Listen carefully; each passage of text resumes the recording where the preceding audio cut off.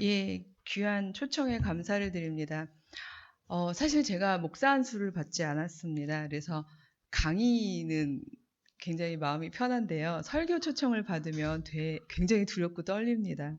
오늘 현명숙 권사님께서도 기도 중에 말씀해 주셨습니다만 하나님께서 세우신이라고 얘기를 하셨잖아요. 그래서 그런 신적 권위를 가지고 이야기할 어, 사람인가라는 어떤 자기 점검을 하게 되기 때문에 늘 마음에 더 두려움이 큽니다.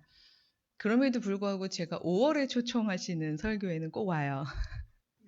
예, 이유는 하나입니다. 제가 5월에 특별히 신성을 많이 받기 때문이 아니고요.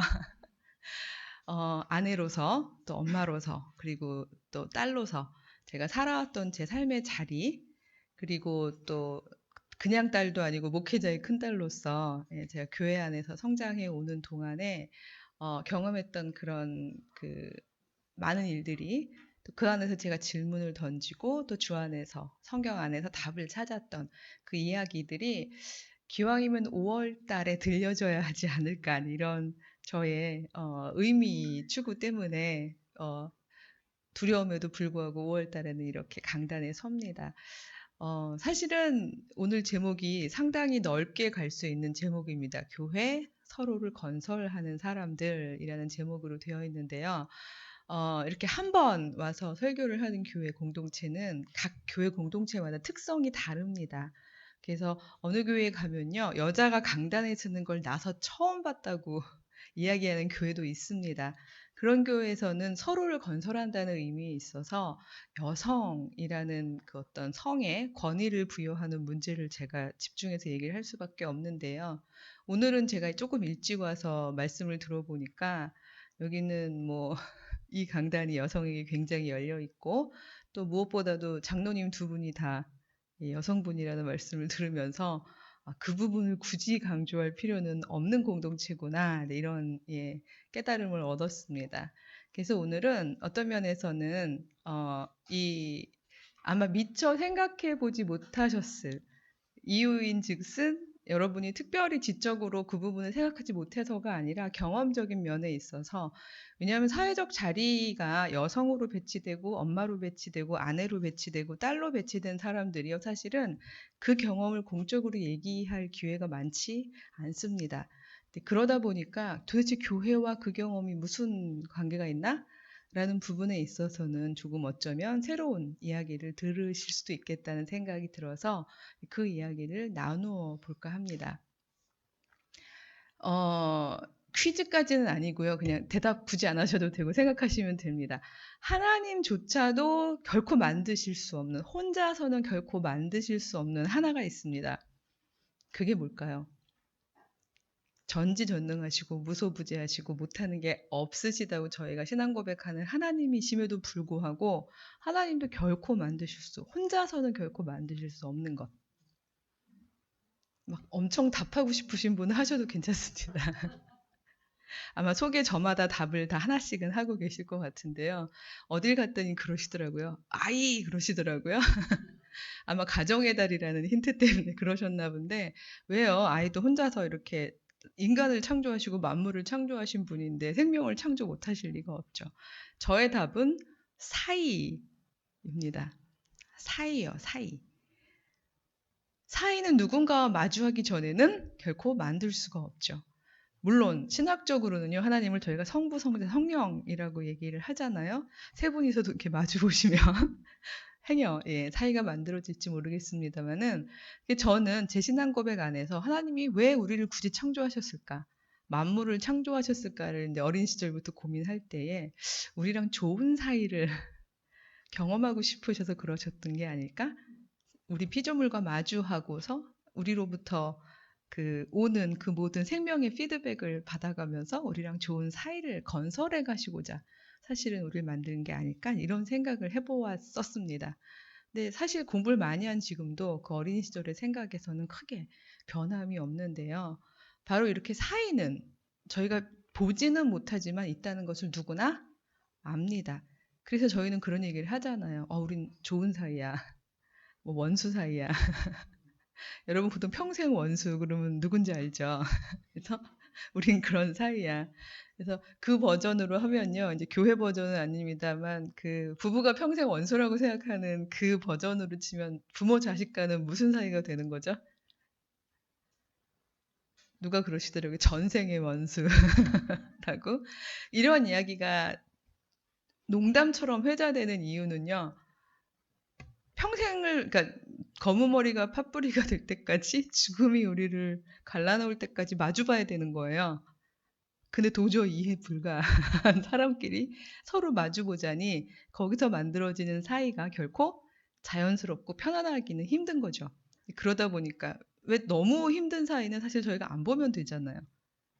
그렇지만 부부는 계속 마주해야 하는 사이다 보니까 그 안에서 서로를 건설하는 힘이 작동하지 않는다면 예, 우스갯소리로 원수 사이라고 표현이 될 만도 하겠죠. 부모 자식 간에도 마찬가지라고 생각이 듭니다. 그거 안 볼 수 없잖아요. 매우 다른, 나와는 정말 다른 너.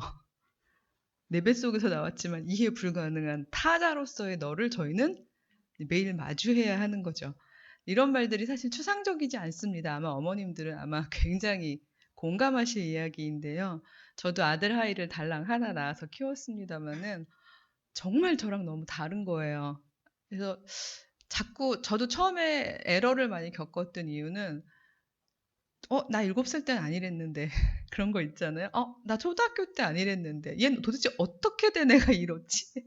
어떻게 신발 주머니를 매일 잃어버리고 올 수가 있지? 막 이런 거 있잖아요. 그리고도 저렇게 떳떳하게 자기는 집에 와서 여기다 뒀다고까지 얘기를 할 수 있지? 막 이런 것들이 저를 거의 미치게 만들었습니다. 그래서 어 그래도 배운 엄마랍시고 화는 낼 수 없고 그래서 굉장히 막 엄청 투쟁했던 이제 그런 그리고 사실은 지금도 투쟁하고 있는 그런 사이입니다마는 사실 이런 사이가 누구 한 사람의 답, 특히 어른이라던가 아니면 아빠라던가 그 공동체에서 힘을 가진 사람의 정답이라고 생각하는 그 답을 놓고 마주하게 되면 계속해서 갈등과 싸움 혹은 누군가가 파괴되는 일들은 발생을 하는 것 같습니다. 사실 그럼에도 불구하고 예를 들어서 어떤 한 분이 예를 들어서 집이라고 생각하면 아버지가 굉장히 세세요. 그래서 늘 답이 있으세요. 아버지의 정답. 그 답대로 유지가 안 되면 가족 공동체가 좋은 사이가 되기 힘들어요.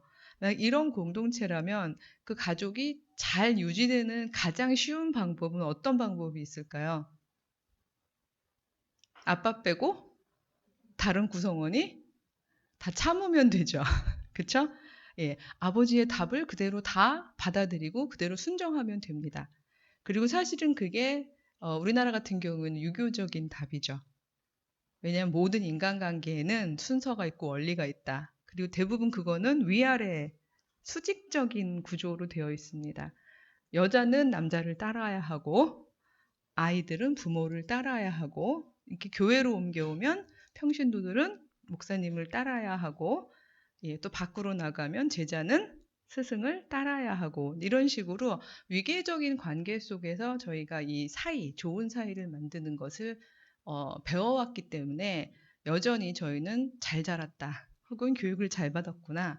이런 이야기를 들으려면 이제 많은 경우에 저희가 얼른 가서 내 자리가 어디인가, 나의 사회적 배치가 지금 어떤 위치인가를 놓고서 내가 따라야 하는 입장이면은 마주 보기보다는 얼른 아래로 서는 예, 그런 훈련을 저희는 많이 받아왔습니다.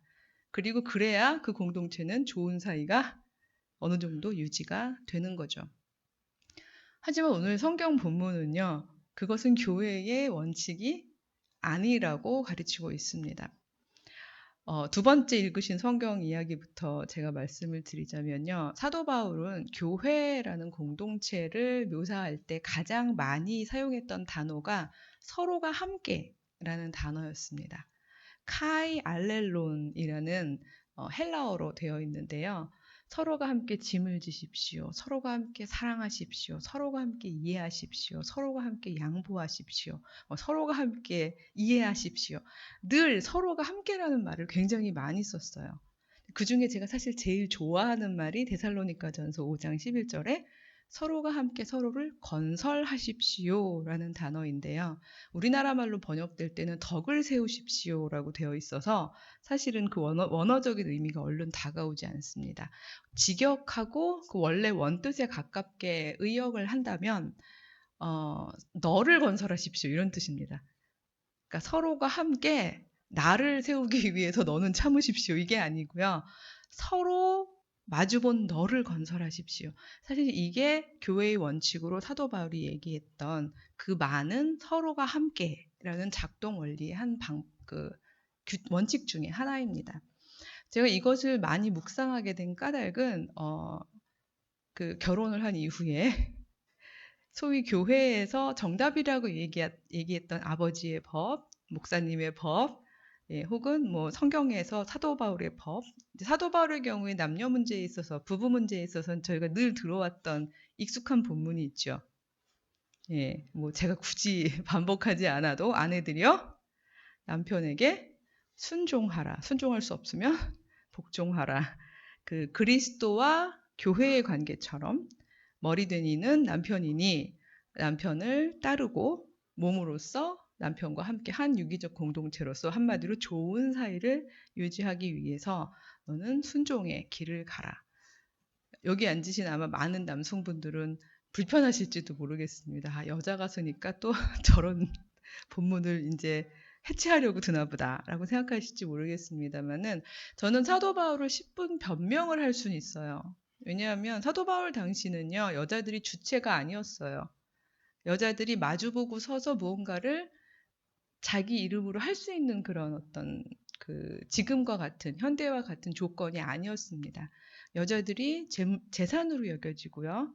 그 다음에 그 남자에게 복속되어 있는 어떤 하나의 그 비주체적인, 어떻게 말하면 인격적이지 않은 존재로 여겨지던 그런 엄청 강한 가부장제의 한중간이었습니다. 그런 상태에서 이 정도의 비유도 사실은 굉장히 혁명적이죠. 왜냐하면 그 뒤에 따라 나오는 구절을 아시잖아요. 왜냐하면 순종하십시오 해놓고 여자만 그러십시오가 아니라 사도 바울의 경우에는 남편들이요, 그리스도께서 교회를 위해서 몸을 주신 것 같은 그 사랑으로 아내를 사랑하십시오 라는 이야기를 함으로써 사실은 당시로서는 가장 가능할 아름다운 사이를 만들어준 거라고 저는 생각을 해요. 어떻게 말하면 실천 가능했을. 그럼에도 불구하고 그 사이는 여전히 위계적이죠. 수평축은 아니잖아요. 왜냐하면 그리스도와 교회처럼 남편과 아내 관계. 근데 그 이야기가 성서에 있음으로 해서 지금까지도 사실은 계속 저희 그 결혼식 가면 늘 목사님이 가장 많이 사용하시는 구절로 되어 있고, 저도 결혼식 할 때 그 구절을 이제 답으로 받았거든요. 그래서 아무래도 쭉 살게 되는, 그리고 그 관계가 유지되어야 사실은 좋은 부부 사이가 되어지는 이런 사이를 살아왔습니다만은, 개인적으로 제가 그렇게 살다 보니까요, 뭐 이 짧은 시간에 저의 그 모든 이야기를 다 할 수는 없겠습니다만은, 끊임없이 저는 저를 주장할 수 없고 또 저의 길을 자꾸 접어야 하는 결정을 하게 되더라고요. 이 공동체가 잘 가기 위해서, 좋은 공동체가 되기 위해서 계속 아내로서 참고, 엄마로서 참고, 아내로서 희생하고, 엄마로서 희생하는 일들이 일어나더라고요. 그러면서 저는 어느 순간 제 이름을 잃고, 제 존재를 잃고, 그리고 어느 순간 그림자가 되어 있는 그런 모습을 발견하게 되었습니다. 물론 그래서 억울했어요. 막 이런 이야기를 하는 것보다는 궁금했어요. 이게 정답이라면 모든 여자들은 마치 창세기에 있듯이 돕는 배필이 되어 보조하는 역할, 남편에게는 그림자로, 아이들에게는 알맹이를 내놓은 껍질로서 그렇게 보조하고 도와주고 희생하는 것이 여자의 본래적인 창조 목적이라면, 그렇다면 하나님, 이건 정말 불공평해요. 어떻게 하나님께서 인류의 반을 이런 나로서 나의 생명을 다 충실하게 살아내는 역할로부터 이걸 막으실 수가 있나요? 라는 질문을 당돌하게 하기 시작했습니다. 하나님께. 저의 각오가 사실은 제 구체적인 얘기를 하자면 진짜 이 눈물 없이는 들을 수 없는 예, 매우 장장한 스토리가 되겠습니다만은 뭐 아주 짧게 한 말씀 드리면 저 같은 경우에는요. 제가 박사학위를 미국에서 받았습니다만은 제가 백소용인데 학위 이름에는 최소용으로 제가 받았어요. 왜냐하면 결혼하자마자 남편이 제 성을 바꿔야 된다고 미국식으로 남편을 따라서 그래서 너무 불편한 거예요. 다른 걸 떠나서 일단은 그걸 다 관공서에 가서 바꾸려면 매우 힘들었거든요. 저는 혼자 먼저 출국을 해서 공부를 하고 있었기 때문에 이미 다 백소용인데 어떻게 최소용으로 바꿔요. 그래서 뭐 제가 페미니스트여서가 아니라 이거 너무 불편하다. 그냥 내가 당신 아내인 건 너무 뻔하니 그냥 가자. 그때 남편이 했던 굉장히 인상적인 말이 있어요. 하나님이 그걸 기뻐하시는지 기도해보자. 이렇게 얘기하더라고요. 여기서 하나님의 이름을 그 권위를 얘기한 저희 남편은 사실은 하나님의 이름을 망령되게 일컬었다고 저는 지금은 생각합니다. 왜냐하면 남편에게 이미 답은 정해져 있었기 때문입니다. 남편은 제가 최라는 이름으로 바뀌기를 원했고 기도해 보자고 했고 제가 승복할 때까지 계속 금식 기도를 했습니다. 그래서 전 어쩔 수 없이 좋은 사이를 유지하기 위해서 최소용으로 바꿨고 지금까지도 어디엔가 제 서류를 낼 때면 제 이름은 원래는 백소용인데 이게 나다라는 걸 증명하는 서류를 많이 떼어서 내야 합니다. 이건 그냥 하나의 정말 작은 예에 불과한데요. 그러니까 이런 이야기를 제가 하는 이유는 많은 경우에 남편분들께서 교회에서는 매우 신실한 교인이세요. 근데 가정으로 돌아가시면요. 그 교회의 작동 원리를 작동을 안 시킬 때가 많으시고 심지어는 이 한국의 유교적인 어떤 습관, 문화적 습관 속에서 가지고 있는 그 남성의 혹은 남편의 혹은 아버지의 가부장적 권한을 거기다가 하나님께서 라는 이야기까지 덧붙여가면서 사실은 굉장히 위계적인 어, 하나의 답을 위에서 아래로 이야기하실 때가 굉장히 많습니다. 그리고 그걸 지켜내는 것이 마치 하나님이 기뻐하는 가정 공동체인 것처럼 그렇게 생각하시는 경우가 많아요. 근데 한 가지 제가 도전을 드리자면 제가 여기 교회 서로를 건설하는 사람들이란 제목을 드렸습니다만은 사실은 가정도 더군다나 크리스찬 가정이라면 가정도 교회입니다. 왜요? 마태복음 18장 20절에 이미 답이 나와 있잖아요. 두세 사람이 그리스도의 이름으로 모여 있다면 그곳에 그리스도께서 함께 하신다고 얘기하셨고 그게 바로 에클레시아, 교회의 가장 작은 최소 단위가 되는 겁니다. 여기 두세 사람이라 그러니까 벌써 얼른 나오시잖아요. 아이가 없어도 크리스찬 둘이 마주보면 이미 거기는 교회입니다. 가정만이 아니에요. 여기 제가 보니까 젊은이들이 많이 눈에 띄는데요. 연인 사이도 마찬가지입니다. 예, 데이트하는 둘 사이요. 이번에 사실 굉장히 끔찍한 살해 사건이 일어나서 이게 여성 혐오냐 아니냐 뭐 이런 이제 문제가 불거졌습니다만은 많은 경우에 이 가부장제 문화 속에서 남성들의 응시는요 여자를 평등하게 마주보려고 하지 않아요. 한마디로 이렇게 휘어 잡으려고 하죠. 근데 그게 되지 않았을 때 어떤 분노감이 다른 동성보다는 훨씬 더 강하게 작동을 하는 것 같습니다. 그래서 사실은 어떤 데이트하는 사이에 있어서도 마주보려는 친구들이 의외로 많지 않은 거를 이야기를 해보다 보면 알게 돼요. 그래서 사실은 교회가 되려면 크리스찬이 결혼 전에 데이트하는 사람들이던 아니면 부부던 그리고 제가 조금 이따 다시 떼어서 얘기하겠습니다. 부모 자식 간이던 사실은 그 안에서 그리스도를 모신 공동체라면 사실은 그 공동체가 서야 하는 위치는요, 배치는요, 위아래가 아니라 옆입니다. 즉 동등하게 서로 동등하게 서서 마주보는 거죠. 바로 그 아름다운 마주봄은 사실 언제부터 있었을까요? 제 답에 따르면 저 혼자 내린 답이 아니라요. 제가 성경을 통해서 창조 때부터 있었습니다. 왜냐하면 돕는 배필이란 말이 사실 제 발목을 굉장히 많이 잡았었는데요. 저는 그 바로 돕는 배필의 원어에서 저를 자유케 하는 해석을 얻어낼 수 있었어요. 왜냐하면 돕는 배필 이러니까 유교적인 어떤 문화적인 이해를 가지고 있는 우리가 생각할 때는 그 위치가 어딘 것 같아요? 돕는 배필. 다들 미치요. 뭐 이렇게 얘기를 소심하게 해주시는데 그렇죠. 누군가를 세우기 위해서 아래에서 이렇게 돕는, 혹은 옆에 서더라도 동등하게 돕는 게 아니라 그림자로서 조용히 돕는 이런 어떤 보조자의 역할이 얼른 떠오르시죠. 사실은 그렇게 생각했기 때문에 우리 문화권에서 많은 남성 목사님들이 그런 방식으로 사실은 여신도들에게 설교를 했습니다. 그리고 그게 우리 문화적 정서나 어떤 사회 제도랑도 맞았고요. 그래서 늘 돕는, 그림자처럼 도와서 남편을 세우는, 그리고 진짜 열심히 희생적으로 도와서 아이들을 세상에 성공시키는 그런 엄마가 가장 신앙심이 깊은 그런 여성이라고 이제 가르쳐 오셨습니다.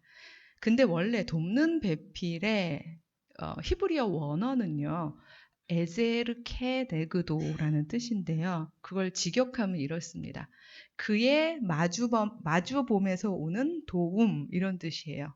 다시 말해서 남자를 마주보고 있으니까 아유 네가 뭐가 부족한지 보이는구나 해서 오는 도움, 그게 바로 돕는 배필의 원어입니다. 물론 이거를 너무 심하게 해석한 페미니스트들도 있어요. 그동안 억울했었는지 그 도움이 마치 위에서 오는 도움인 것처럼 해석하는 분들도 있었어요. 예를 들면 그 도움이라는 뜻의 에제르라는 단어가 시편 같은 데 보면은 여호와께서 우리에게 주시는 도움하고 같은 단어를 사용하고 있습니다. 뭐 오호라 나는 공고한 자로다. 나의 도움이 어디서 올꼬? 천지를 지으신 여호와께로서다. 라는 이야기 같은 거 할 때 에제르라는 단어를 쓰거든요. 그래서 너무 많이 가신 분들은 여자가 돕는 그 에제르는 여보 목말라요? 물 떠오고 여보 힘들었죠? 이런 도움이 아니라 여호와께서 주시는 그런 엄청난 신적 도움이다. 뭐 이렇게까지 이야기하는 분들도 있습니다만은 저는 그것은 성서의 처음의 비전이 아니라고 생각해요. 왜냐하면 하나님께서는 마주보라 그러셨거든요. 어느 하나가 위에 서지 말고. 그래서 왜 다른 동물들은 처음부터 다 쌍으로 지어주셨는데 인간은 굳이 마주보라 그러셨을까? 그리고 하나 지어놓고 나중에 또 하나를 지어서 서로 마주보고 부족한 걸 도우라고 그러셨을까? 이 부분을 제가 나름대로 기도하면서 또 신학적으로 공부하면서 기도하다가 답을 얻은 부분은 뭐였냐 하면요. 1장과 2장을 함께 읽다 보니까 답이 나오더라고요. 인간이 다른 동물들하고 별도로 하나님께 받은 명령이 어떤 명령이 있었죠? 생육하고 번성하라라고 대부분 이야기를 많이 하시는데 이거는 다른 동물들도 받은 명령입니다. 창조 명령이라고 저는 붙이는데요. 그리고 살아라라는 쉬운 말로 제가 번역을 합니다만 이거는 다른 동물들도 이미 다 받은 거였어요. 그렇기 때문에 그거는 아예 처음부터 쌍으로, 암수 한 쌍으로 지어내셨습니다. 근데 인간은요, 생육하고 번성하는 게 1차 목적이 아니었습니다. 하나님께서 1장에 보시면 하나님의 다스림으로 그 만물을 다스릴 수 있는 하나님의 형상을 닮은 유일하게 미약한 생명들을 살려내는 일을 할 수 있는 귀한 존재로 사람을 만드시거든요. 굉장한 능력입니다. 살려내는 일이요. 다른 피조물들은 모두 자연의 법칙대로 살아요. 자연의 법칙은 뭔데요? 약육강식, 적자 생존. 그 법칙대로 살아가면서 이 만물이 움직이는데 그러다 보면은 약한 것들은 자꾸 뒤처지고 죽임을 당하고 배제될 거 아니에요? 바로 그런 생명체들을 살려내는 힘, 그게 여호와 하나님께만 있는 굉장히 큰 힘인데 그걸 유일하게 인간에게 부여해 주신 겁니다. 그 엄청난 힘을 부여해 놓고 나니 이게 혼자서 잘못 이걸 가지고 이것을 막 행사하다 보면 어떻게 될까요? 엄청난 독재자가 될 수 있는 거죠. 엄청 무소부재의 힘, 위기적인 구조를 만들 수 있는 거죠. 그래서 사실은 여자를 하나님이 창조하신 것은 여기 여자 남자를 너무 심각하게 생각하지 않으셨으면 좋겠습니다만은 남자가 혼자 독불장군처럼 하나님이 싫어하시는 수직적 구조를 만들지 않도록, 이 표현은 좀 죄송합니다만 옆으로 끌어내리는 역할이요. 이제 아래로가 아니라요. 옆으로 끌어내리는 역할을 하도록 창조된 존재라고 저는 그렇게 생각합니다. 서로가 도와가면서 교만하지 않도록 내려주고 너무 자포자기하면 북돋아주면서 서로가 함께 그렇죠. 저희는 둘이 서 있을 때 훨씬 더 큰 힘으로 이 세상을 향해서 살려내는 일을 할 수 있잖아요. 사람 인자도 그래서 사실 이렇게 옆에서 바치고 있는. 저는 하나님의 계시 체험을 한 사람들은 동서고금을 막론하고 둘이 함께 마주보고 서서 만드는 그 사이의 힘을 알았다고 생각이 들어요. 이거를 수직구조로 바꾼 사람들은 어떻게 말하면 욕심이었고 그 욕심들 때문에 만들어낸 어떤 한계가 아니었나 이런 생각이 드는데요. 그래서 이렇게 마주봄으로 오게 된다면 사실 여러분 그러시죠? 데이트하는 친구들도 그렇고 아니면 결혼하신 분도 그렇지만 나랑 똑같은 사람이 끌리나요? 의외로 좀 반대되는 사람이 끌리죠? 그렇지 않나요? 대부분은 다 그러시더라고요. 근데 그 원리가 저는 제가 볼 땐 그런 것 같습니다. 서로가 줄 도움이 있는 거예요. 우리는 모르고 끌렸지만 사실은 서로가 줄 수 있는 도움이 있기 때문에 우리는 그렇게 온전히 서로를 도우면서 너를 건설하기 위해서 사실은 마주보게 된 처음의 공동체? 저는 그것이 남녀이고 그들이 결혼을 하면 가정이 되는 것이고 또 그들이 아이를 낳으면 그게 2명에서 3사람이 되는 3, 4명 그렇게 교회의 이름이 되는 그런 이름이라는 생각이 듭니다. 그래서 저는 교회를 한마디로 정의하시오라고 얘기한다면 사이 공동체라고 이야기하고 싶습니다. 즉 답이 한 사람에게 있지 않고 그 공동체가 서로 함께 마주봤을 때 그 안에서 서로를 건설하는 방법으로 답을 찾아가는 공동체라는 뜻입니다. 따라서 아무리 영성 깊고 아무리 내공이 있는 분이라도 한 사람의 답이 위에서 아래로 수직 구조로 전달되는 공동체는 어떻게 말하면 하나님이 원하시는 아름다운 교회 공동체는 아니라는 생각이 듭니다. 그것은 가정도 마찬가지고 교회도 마찬가지입니다.